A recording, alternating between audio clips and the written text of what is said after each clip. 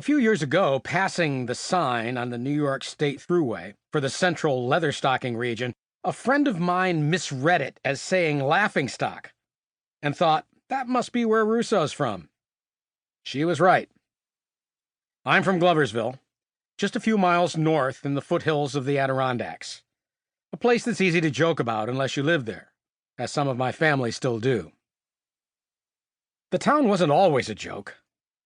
In its heyday, 9 out of 10 dress gloves in the United States were manufactured there.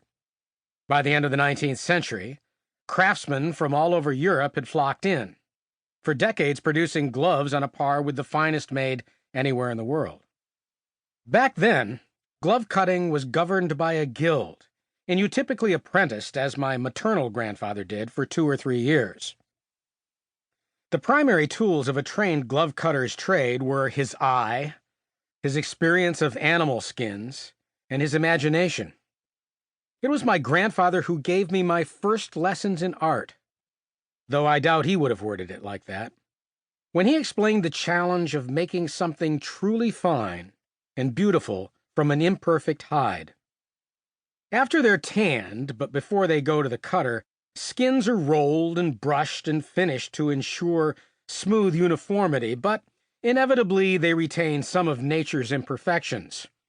A true craftsman, he gave me to understand, works around these flaws or figures out how to incorporate them into the glove's natural folds or stitching.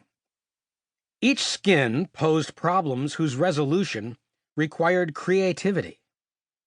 The glove cutter's job wasn't just to get as many gloves as possible out of a hide, but to do so while minimizing its flaws. Leather had been tanned in Fulton County using the bark of hemlock trees since before the American Revolution. Gloversville and neighboring Johnstown were home not only to gloves but to all things leather, shoes and coats and handbags and upholstery. My paternal grandfather from Salerno, Italy, having heard about this place where so many artisans had gathered, journeyed to upstate New York in hopes of making a living there as a shoemaker. From New York City, he took the train north to Albany, then west as far as the barge canal hamlet of Fonda, where he followed the freight tracks north up to Johnstown, where I was born decades later. Did he have any real idea of where he was headed, or what his new life would be like? You tell me. Among the few material possessions he brought with him from the old country was an opera cape. Both men had wretched timing. My father's father soon learned that Fulton County wasn't Manhattan, or even Salerno, and that few men in his new home would buy expensive custom-made shoes instead of cheaper machine-made ones. So he had little choice but to become a shoe repairman. And by the time my mother's father arrived in Gloversville from Vermont, the real craft of glove cutting was already under assault.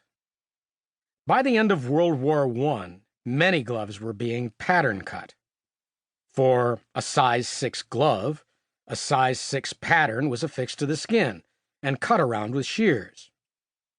Once he returned from World War II, the process was largely mechanized by clicker cutting machines that quickly stamped out pre-sized gloves, requiring the operator only to position the tanned skin under the machine's lethal blades and pull down on its mechanical arm.